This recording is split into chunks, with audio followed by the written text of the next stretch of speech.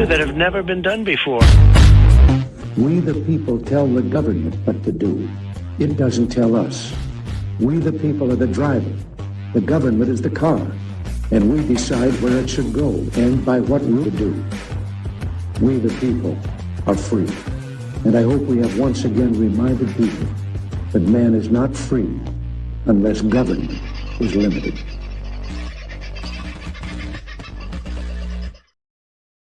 Well, g'day, beautiful, sexy people. I hope you're having a very good week and struggling your way through it in the best possible way that you can. Some will be very happy, some might be a little sad, some might be a little confused, and some probably couldn't give two hoots about the sort of things that we're going to talk about tonight. If you're one of them, then this might be the ideal time to turn off or pick another one to watch. But tonight, we're going to have another talk about One Nation. We're going to have a talk about the National Party. And there are some other interesting things that are coming to light, including other parties which appear to be coming to life. There is one in particular called Stand Up Now Australia, which is launched. I don't know if it's launched today, but it is certainly come into my sphere today. Why is that? Because I think they can all sniff a reasonable chance at change in 2 years' time at the next election.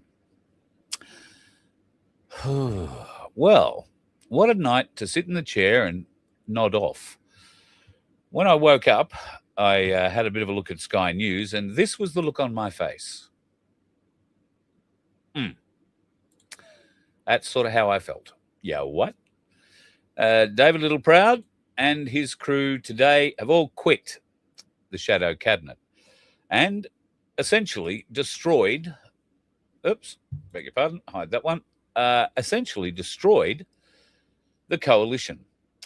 No more Liberal National Party, if you like. Not that there was ever much of a party to it, and I think that the Libs are always the senior partner, and certainly that's how they seem to have felt for a long time, given the spit and vitriol that they've launched today against David Littleproud and his crowd of nationals. So why all the bitterness, angst, and hatred? Well, it's because one side of the coalition woke up to the fact that it's meant to be working for the people, and the other side of that coalition didn't wake up to that fact and decided to work with the communist government to instill laws that very few, I'm not going to say none, but very few of the Australian people want anything to do with. It has become extremely apparent to all and sundry that the Labor government are such useless, weak individuals, liars of the highest order. And I believe in great part what happened on the 14th of December at Bondi was done so that many of the asleep normies can finally wake up. By the way, I won't be pausing at 7 o'clock this evening. Just letting you know. I know it's probably past 7 o'clock where you are. If you paused and lit a candle, good on you. Great. I hope you feel wonderful. You'll make all the Jewish people near you feel wonderful. If I light a candle here, I'll probably set the bus on fire. But I've mourned those people. I've done all the mourning I'm going to do for them. And I am certainly not taking any responsibility for what happened, unlike, well, neither is Albanese, I guess, because as we pointed out the other day during question time, he pointed out that he was sorry that he was Prime Minister when this happened. And that's pretty much word for word what he said. I'm sorry. I've said I'm sorry that I was Prime Minister when this happened. That's what he's sorry about. He's not sorry that it happened. So we discovered initially that three national shadow ministers in the Senate were not going to play the Liberal game. They backed out. Then, of course, it demanded conventions, party conventions, coalition conventions, demanded the resignation of those 3 senators as shadow ministers, which they were already drawing up at 9 o'clock or whatever the next morning. Now, they were offers to resign. They weren't resignations. They were offers to resign. That's very clear. They didn't resign. They made an offer to resign, which was accepted by that strange woman who leads the Liberal Party and looks like she works for White Lady Funerals. She knew the consequences of accepting those resignations and losing 3 Nationals off that shadow front bench. And while I may not have ever had anything to say about David Littleproud, good, bad, or indifferent, I don't remember him, as I barely remember his name. He's always been very much the second party in the friendship there, and was always going to do what the Liberal Party told him to do. Well, he sprouted a few hairs upon that testicular fortitude that we never thought he had. And he stepped up. Now, it looked like he shed a few tears doing it, and it would have been a huge decision to pull the other members of the shadow ministry and effectively disengage from the coalition.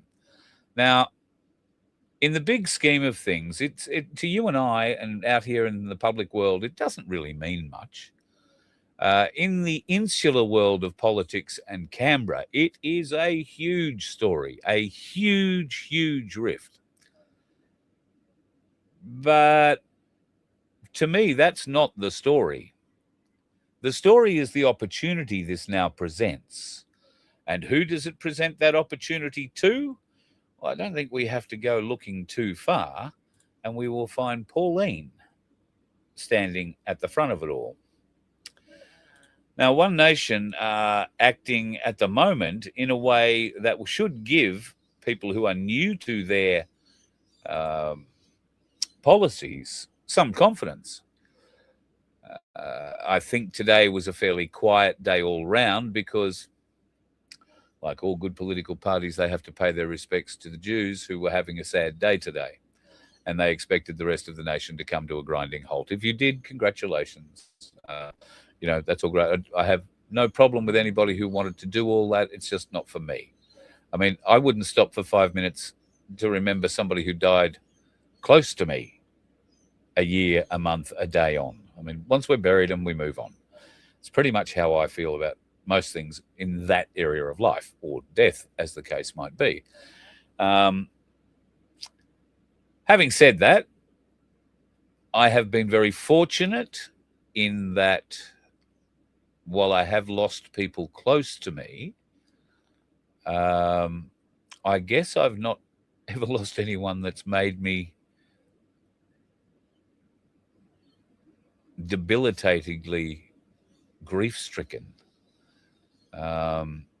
because I don't view death that way, I guess. I know some people find it very difficult, and I'm not taking anything away from those people. We should be celebrating the death of the Liberal National Agreement. For so long, it has just been another control measure placed on the people.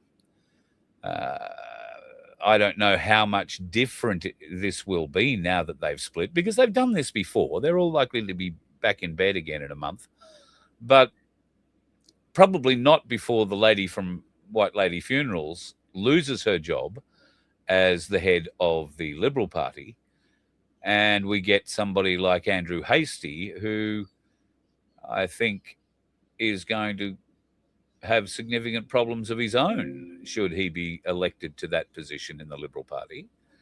There are a lot of questions about his involvement in what went on, the bastardization, if you like, of Ben Roberts-Smith.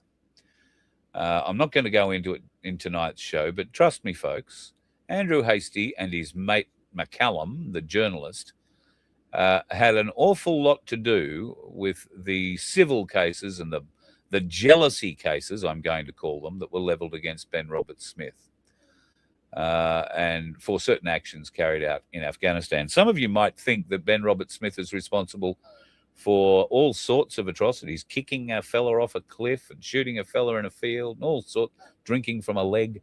Well, he did drink from the leg. But there are huge amounts of untruths going around about the stories around Ben Roberts-Smith. There is some sort of bullshit thing going on Facebook at the moment, stop him from or get his court orders rescinded, all that sort of shit. He's not lost any case. Everything he's had against him has been a civil case where they can very much organise what judge gets to see what and hear what and do what. And Ben was screwed. Now, Ben was screwed out of jealousy, in great part jealousy. I think he might have brought a little bit of it upon himself with certain attitudes, but he certainly didn't bring upon himself what has happened to him. And he does not deserve that in any way, shape or form. And I just want to point out that Andrew Hastie is very much responsible for that.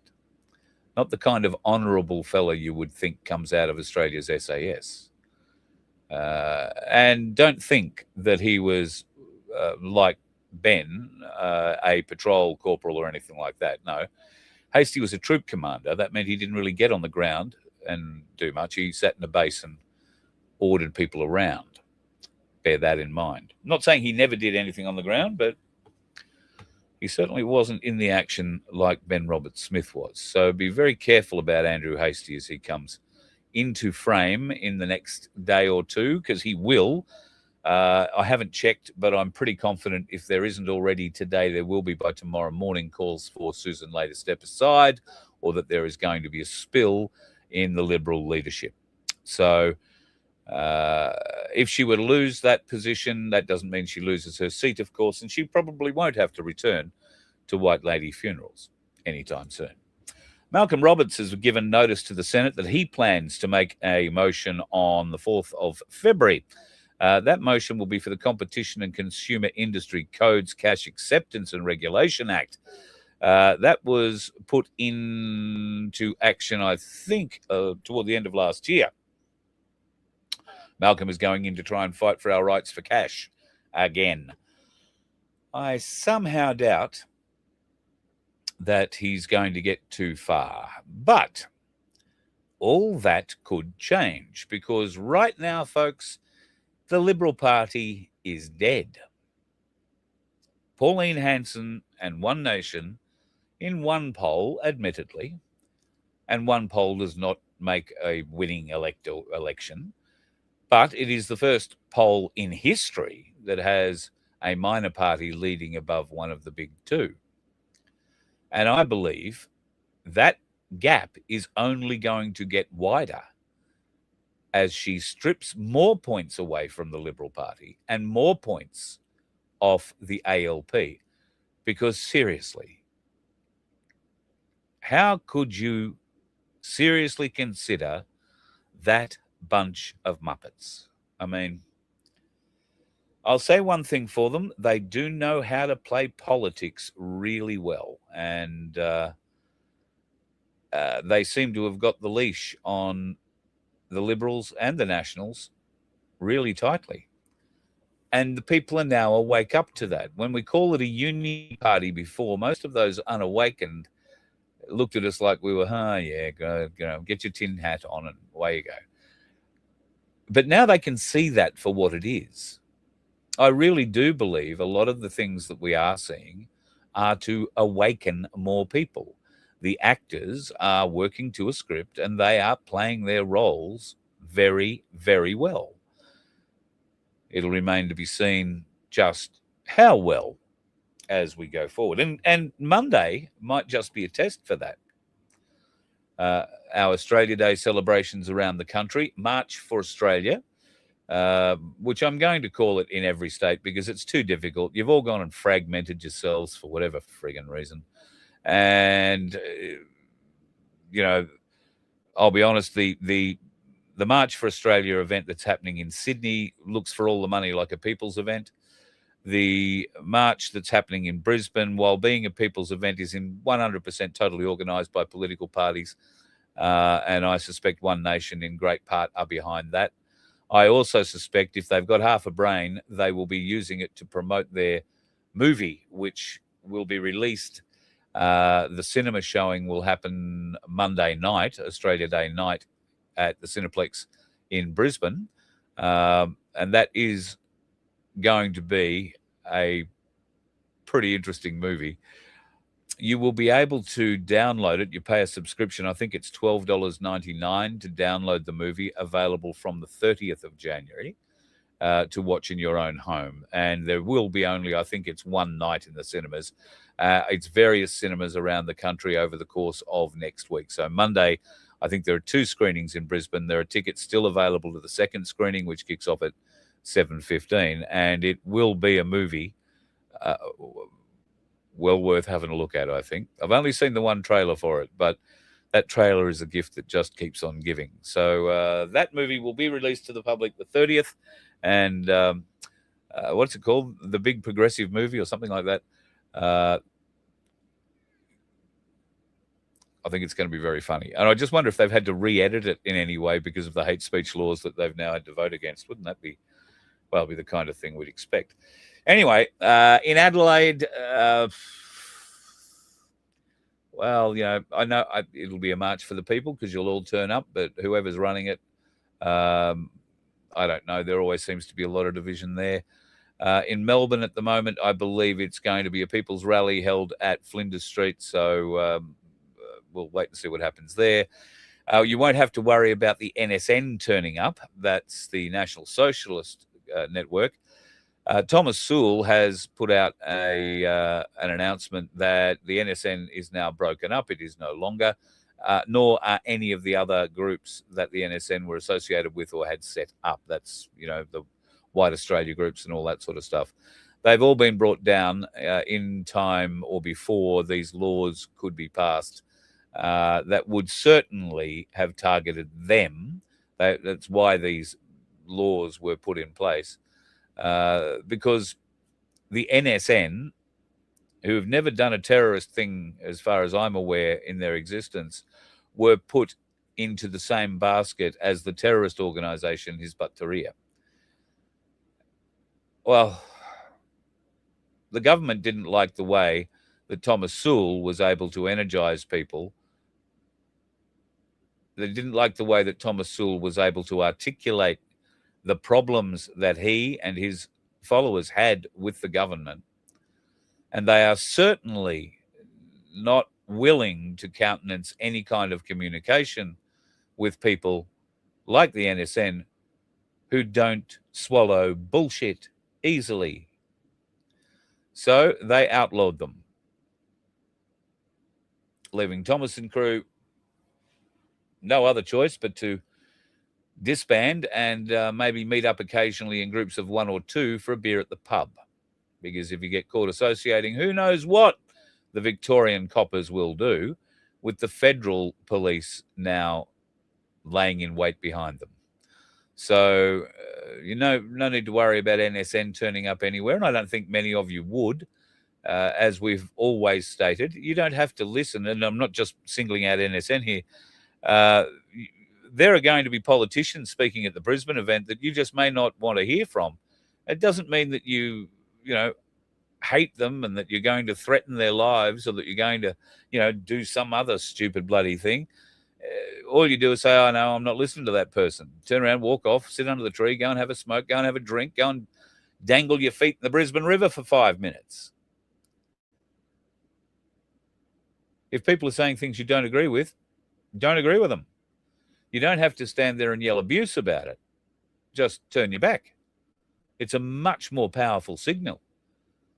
A much more powerful signal. If you all turn your back on the speaker that you don't agree with, and there are many of you in that crowd that don't agree with what's being said, then I can tell you from standing on many stages that that is an extremely intimidating thing to do.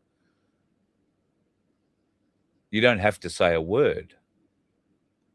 Now, you will get those presenters, and I could say the one that was presenting at Brisbane a little while back would be one of the ones I would name in this, who've got hides as thick as rhinoceros and don't care whether you're looking at them. They find it easier to lie to your back anyway.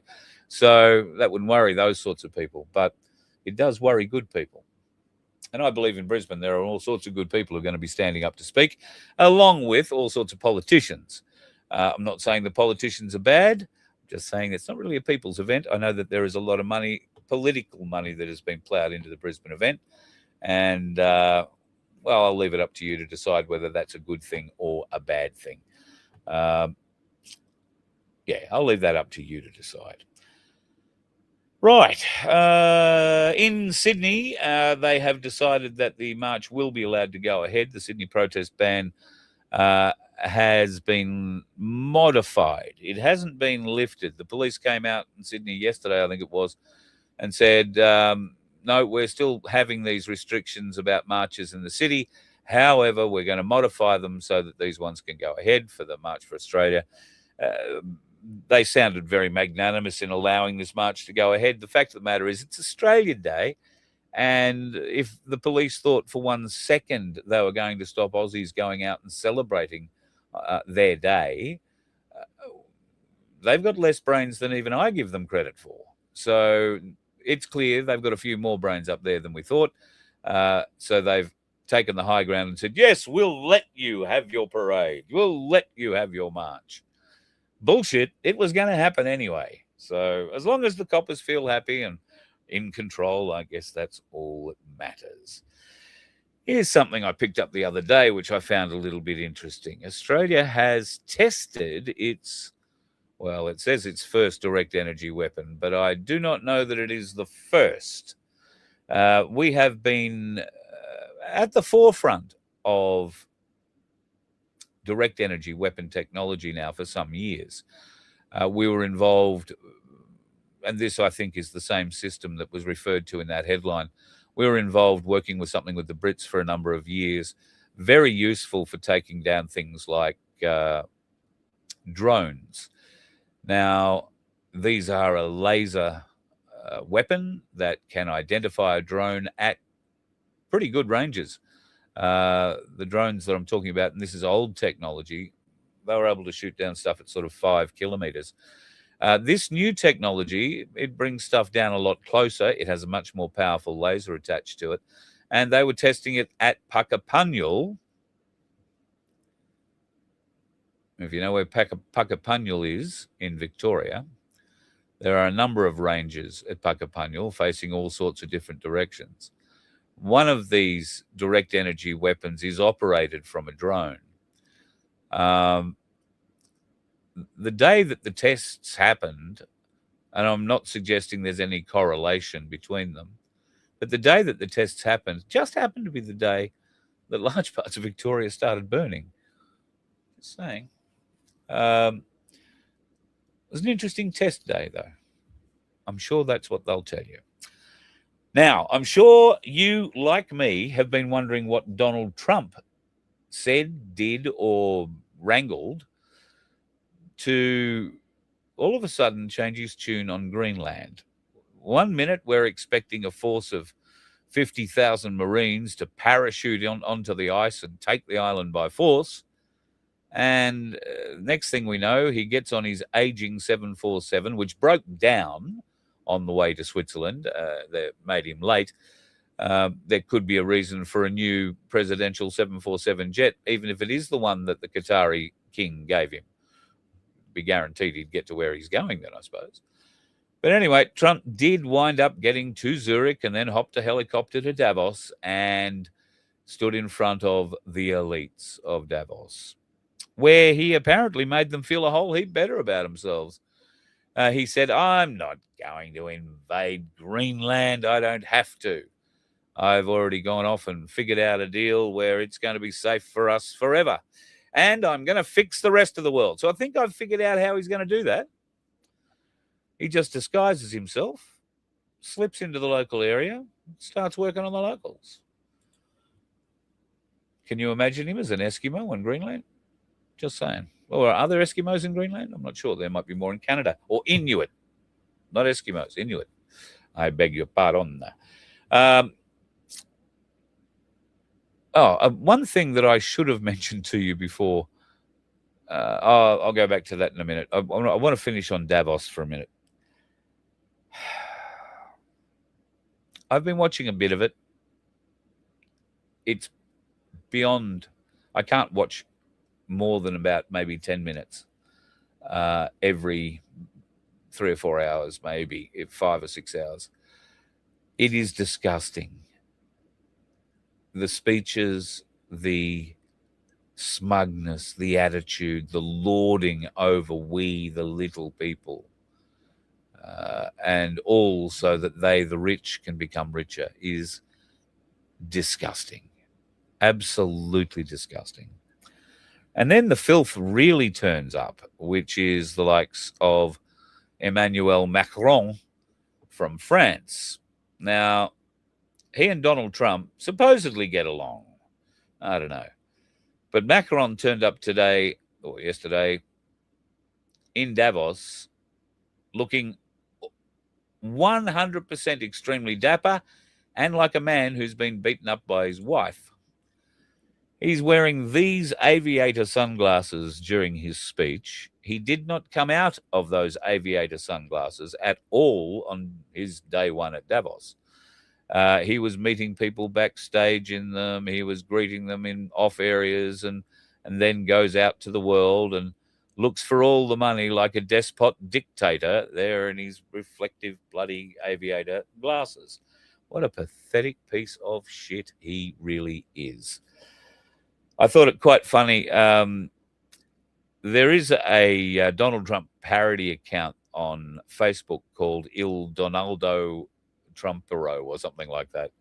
And they posted up something that I thought was very, very funny. I'm just going to see if did I take a screenshot of it?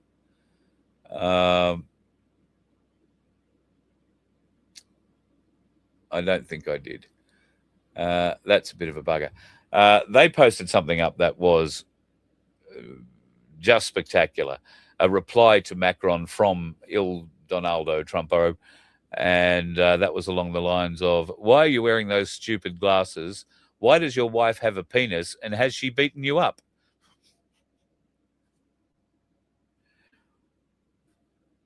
Sort of speaks for itself, I think, don't you? Sort of very much how I feel. So when I see things like that at Davos, I haven't watched anything from Avi to see, who he's been annoying. I did see he and Ezra get Justin Trudeau yesterday, as he and what's that satanic cow that he's dating at the moment? Katy Perry, who looked for all the money like a demon walking down the street. I don't know if that's because the press weren't paying any attention to her and it was all on her boyfriend, or just the simple fact that she doesn't like being seen in daylight like most vampires. However, be that as it may, Avi and crew are over in Davos trying to ask some of the hard questions, and we're grateful that somebody there at least is trying to do it, because it's been pretty obvious for a long time that there ain't nobody asking too many of the hard questions. Also, something else I wanted to show you is happening very soon. The lovely Sandy from our donkey sanctuary, the Good Samaritan Donkey Sanctuary, are having the king of all garage sales. This is not happening at the Donkey Sanctuary. Now, it is happening from Friday tomorrow, Saturday, Sunday, and Monday. Now, I can tell you that I have seen a great deal of no, I haven't. I've seen a small portion, but it was all good gear. There is a lot of stuff in this garage sale. All the details are there. 606 Glen William Road, Glen William.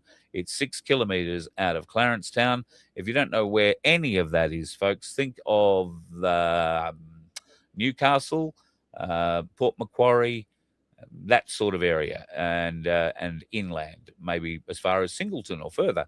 There is plenty of stuff, plenty of really good, cheap stuff at the garage sale. Now, this is going to not only help the Donkey Sanctuary, but it will also help Sandy's mum and dad, who have quite a lot of the stuff, I think, that's out there, is belonging to them as well. So if you would like to get along, it is a beautiful drive, an absolutely lovely drive. And if you're looking for a special deal, then why not jump in the car, go for a cruise, 7 to 5 Friday, Saturday, 7 to 4 on Sunday, and 7 to 2 on Australia Day. With a bit of luck, you will be able to pick up some camping gear or some fishing gear, photography. There's white goods. There's so much stuff there. Jewelry. You got any silver that you've floating around with there, Sandy? I reckon you might have picked the eyes out of that by now, eh? Most people would be. Stay away from your Nana's silver set, all right? Don't do that. Speaking of silver, if you've been watching it today, you may have had a small conniption thinking, oh, my God, it's fallen, it's destroying. Oh, God, I've lost so much money. Well, I don't know that that is a fair indication of what's actually gone on today. But I will agree there has been a very, very significant drop in the prices today. And in fact, if I show you this map instead, yep, click and make sure you're seeing that. Yeah, righto. So what you can see there is the dramaticness of the day. If we go back to that big red candle, that big red line that you see there, that was the drop at open this morning. The opening price was around 93 US dollars, and it dropped about $3.50, nearly $4 down to around $90 US. And it stayed down there for a very little while. But then, as you can see, not only did it build back all the losses of the morning, but right now it's trading at 94.2 US dollars and climbing again. Gold's doing pretty good things too. Gold is, just bring up the Ainslie site again. Gold is at $7,102 an ounce. That's gone, well, we only broke through 7,000 yesterday morning. I think it did go up as high as 7,200 at one stage. But, yeah, $7,103 per ounce of gold at the moment and $138.35. You could have bought your silver today in that little dip for $133. But if you're going to Ainslie, like you would be at any other bullion dealer, they will show you the spot price, but that may not necessarily be the price you are paying. That is because the actual price of an ounce of silver is much closer to that 94, well, it's much closer to over $100 US an ounce than it is to the $94 it's currently showing. New markets are opening up. Mumbai today has been the dragon market, if you like. They've been taking a lot of that silver this afternoon, and there is a lot more still on offer to come out. China, the Middle East, and now it looks like the subcontinent are working very hard. Isn't it funny that all those nations who are now opening up and buying large amounts of silver and certain amounts of gold are BRICS nations? You shouldn't be surprised about that. They are going to put the pressure on, and it is highly possible that we will see the end of the market as we know it. I'm not going to say it's going to be the end of the market, just as we know it. Certainly, I think it'll be the end of arbitrage trading for precious metals. And the military in America have come out and made it very clear that they will be stockpiling precious metals required for their production requirements. So their defense production requirements for silver are anything electronic, and particularly their missiles. And because they're so itching to get into a war at the moment, they don't really mind with who. When I say they, I don't think that's America. I think it's the rest of the world are itching to get into war at the moment. And America will either be sending them missiles in crates, or they'll be sending them with a fire coming out of the bum at them, aimed at them. So there's going to be a bit of money made because, let's face it, the Western industrial military complex can only make money if there's war. And at the moment, they need money. They are going broke. Yeah, Fern, Trump's speech at Davos, I'll be interested to see if he really comes out and kicks them. My understanding is that he's basically told them that you don't have to worry about Greenland. I've already sorted out the deal and I'm not coming after you. And you don't have to worry about the 200% tariffs. See, he's using the tariffs as a whip to try and gain some form of acceptance of things that the European nations do not want to accept. Things like pay your share of NATO. They don't accept that they should have to do that. They think America should pay that. And then now they want to fight America. So how would all those NATO nations go fighting the nation that provides the vast majority of funds and certainly a large amount of the weapons to NATO? Once again, folks, I keep saying to you, this is a movie. When you really try and think about it logically, people say it doesn't make sense. And then they just say, oh, well, it makes no sense, and walk away from it. No, explore that thought. It makes no sense. It's nonsensical. There are some completely stupid, moronic things happening in the news at the moment, politically, socially, culturally, that none of us of a certain age living in this country ever thought we would see. And yet here we are, being led to it so easily. And I find it disgusting that the Liberal Party in this nation have been so useless as an opposition that they have now essentially destroyed themselves. I saw a meme put up yesterday, I think, by Turning Point, and then I lost it, so I've recreated it today. I just want you to have a look at this.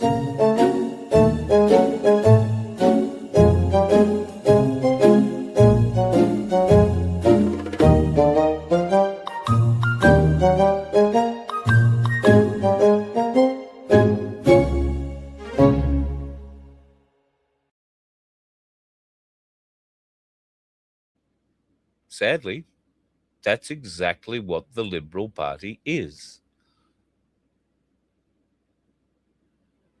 It is the lesser partner in the uniparty. And the Labor Party at the moment, they've got their paw on their head, just screwing it down a little bit tighter. So where does that leave us? Does that leave us with the potential of the Liberal Party being decimated at the next election to a point of being pointless?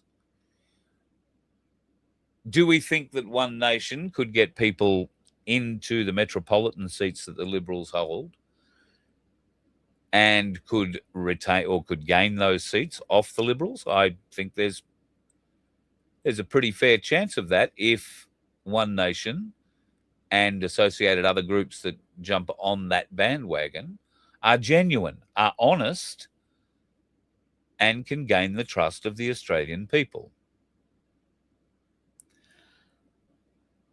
But I would add to that by gaining the trust of the Australian people, you're on notice.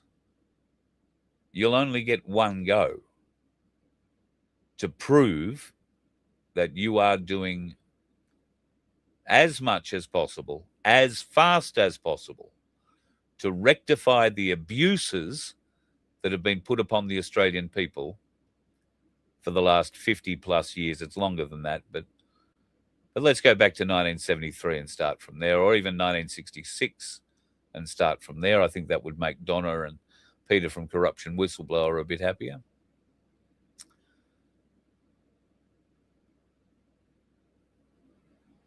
I don't know. I think there is a great opportunity for One Nation at the moment.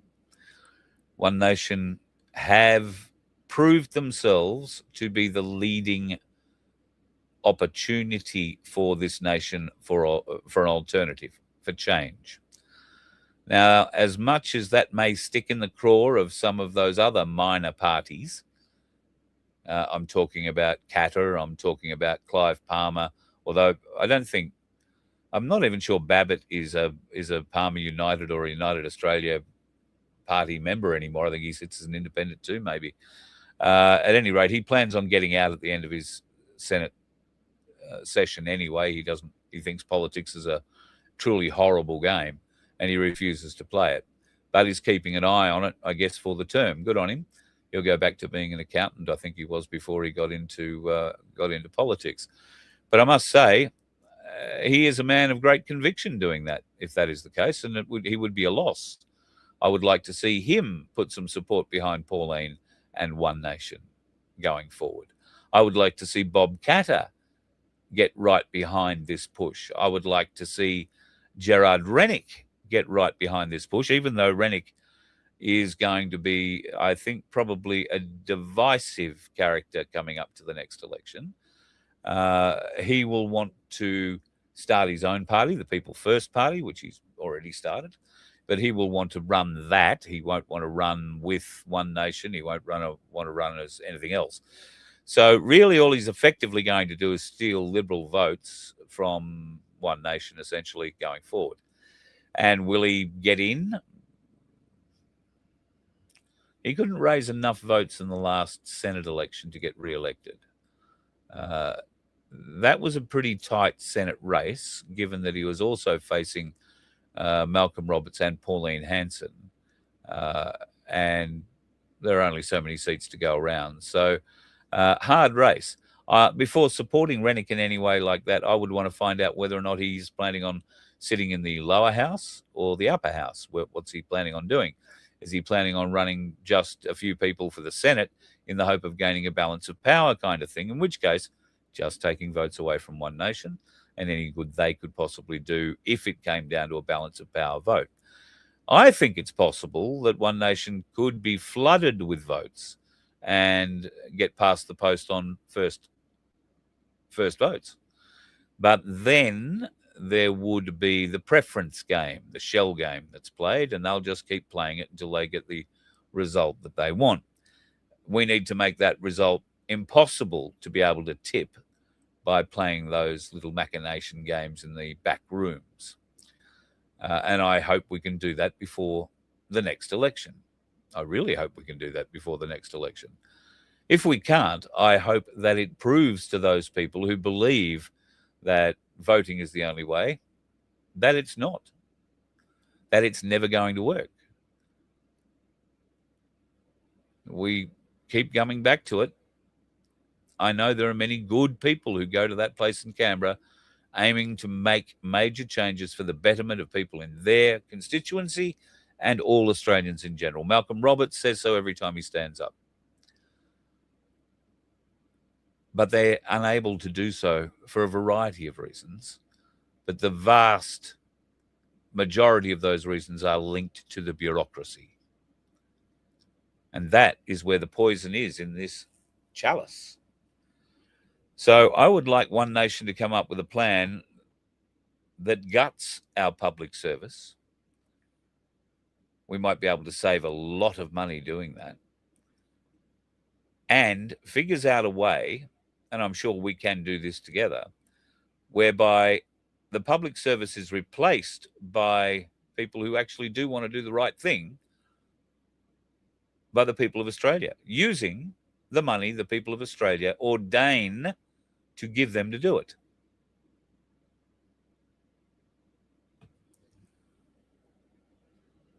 Many of the people in Australia refuse to pay taxes because, like Kerry Packer said, you don't do any good with the money we give you now. Why would we give you more? Well, that's very true. And when you look into the laws surrounding taxation, they open up some interesting questions as well. It is a time of waking up, folks. And some of it, I am incredulous at the stupidity, at the audacity, at the sheer weirdness of what we are being confronted with almost on a daily basis. Today has been the exception because everybody's hiding inside, feeling sorry for the Jewish community in a parliamentary or political sense. They're all too scared. And Susan, the funeral woman, must be really happy that this has happened today. I mean, I know she's at, memorial services or remembrances services right now, but she's been able to hide all day from the media and use this day of Jewish mourning as an excuse not to come out and talk to the Australian people about the shit fight that she has created and how she's going to protect her leadership in what must surely be a spill coming real soon. It's terribly sad to see the way that this is going. Terribly sad. But I'm a bit excited for the future. This could be real change for Australia. This could be the best thing that's ever happened to us. What would happen if the Liberals, I beg your pardon, what would happen if the Nationals and One Nation joined together? Would the Nationals feel quite as happy about playing second fiddle to One Nation like they did to the Liberals? I think that would be a very interesting question, because it is clear the people have swung their support behind One Nation at the moment. The Nationals, while being associated with the Liberal Party, have lost ground dramatically. Although, interestingly, not as much ground as the Labor Party has lost to One Nation. But the mainstream media aren't telling you about that.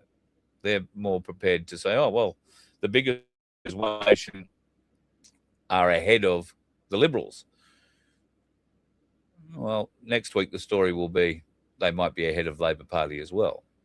And if they can build on that wave of support going forward without shoving one foot or both in their collective mouths, awesome. What will we see?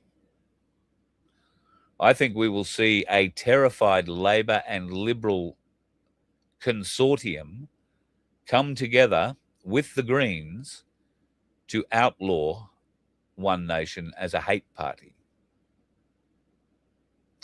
They will do that when the figures are consistently coming in that One Nation's numbers are growing, and they will try and do it over the course of, they won't do it in the next 12 months. It will be maybe after 18 months or so. And then just before the election, they will deem them a unsuitable group, and you won't be able to vote for them. No more One Nation. Wouldn't surprise me to see them do that. Now, if they were to do that, what would you do?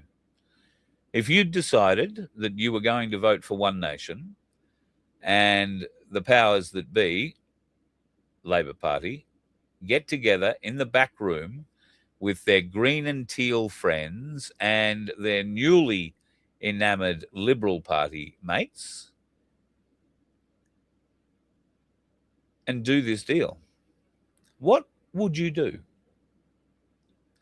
Is that the kind of thing that Australians say, well, let them do it. That'll be all right. She'll be right, mate. Well, she won't be right, mate. Australia is being stolen from us, we the people. It is being corrupted by Fabian Society members of the highest order whose only goal in life is to slowly subvert our nation and turn it into a communist enclave. A communist paradise where they will have everything and we will have nothing and eat the bugs and be happy. Certainly hope that you are doing your best you can to show others the way. And I'm not suggesting that maybe that One Nation is necessarily the way. We do have plenty of evidence to say that One Nation have been corrupted by Zion as well. But Vince and quite a few others say, you've got to give them a go. You've got to try and vote your way out of this. All right, well, I'm happy to give it one more go. Not happy to, but I will. And throw all my support behind One Nation to try and get them over the line.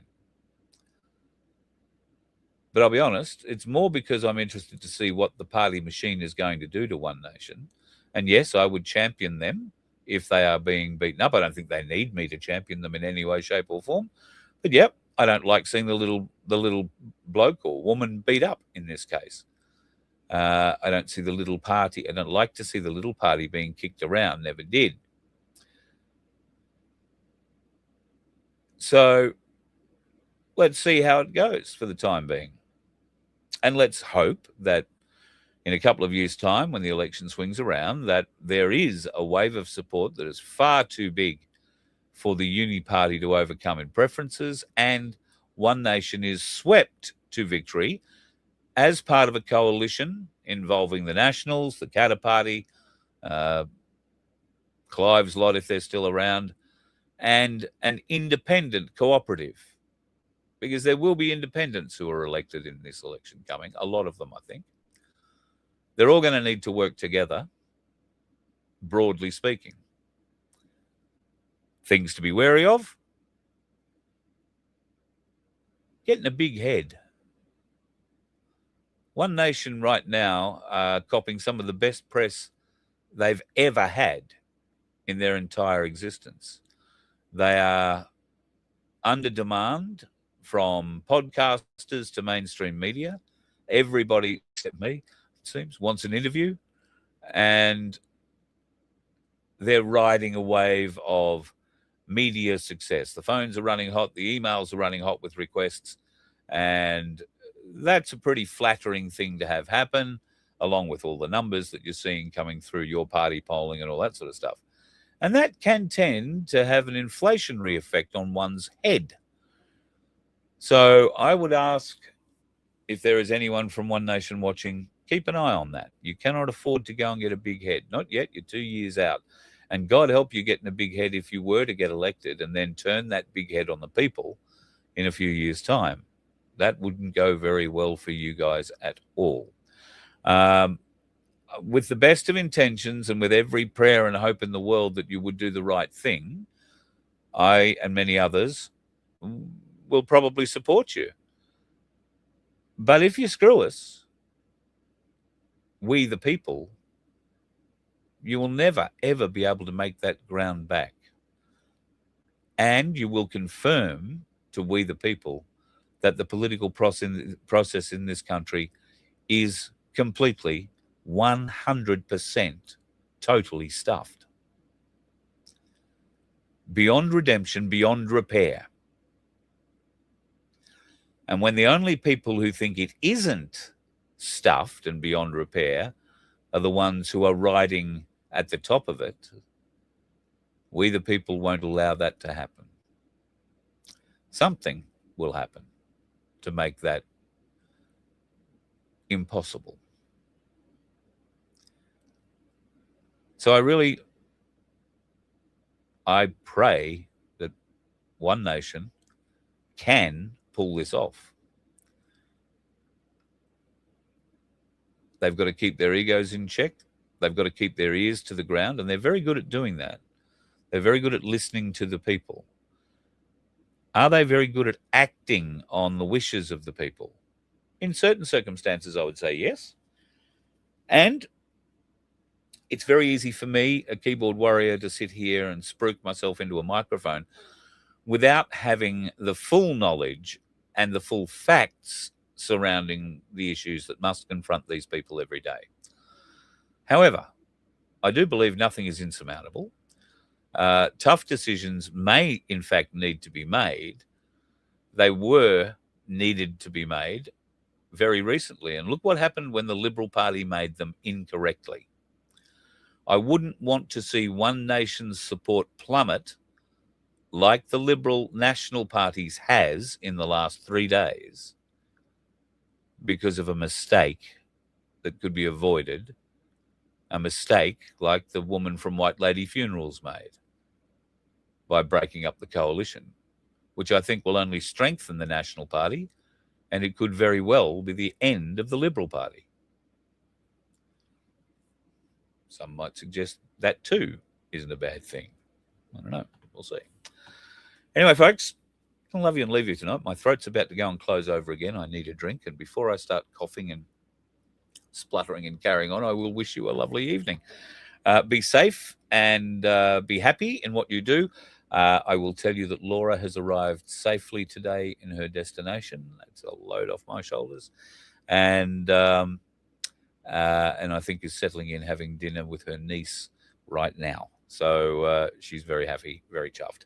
And thank you to all the dickhead drivers on the road for avoiding her in her 2,000-odd kilometre journey. I really appreciate it. Folks, I hope those dickheads avoid you too if you're heading out tomorrow. I am. I'm heading to the Gold Coast tomorrow. I may pop into Ainslie just to see how busy they are. I'll be down that way. And I might be able to record an interesting little story from a real studio. I'm going into a podcast studio tomorrow to do a few things. So you never know, you might see some changes in the near future. Who knows? Rest assured, the dickheads on the road will be avoiding me. You have yourself a bloody good night. You folks. let one ant stand up to us, then they all might stand up. Those puny little ants outnumber us 100 to 1. And if they ever figure that out, there goes our way of life. It's not about food. It's about keeping those ants in line. That's why we're going back. Does anybody else want to stay? Let's rock!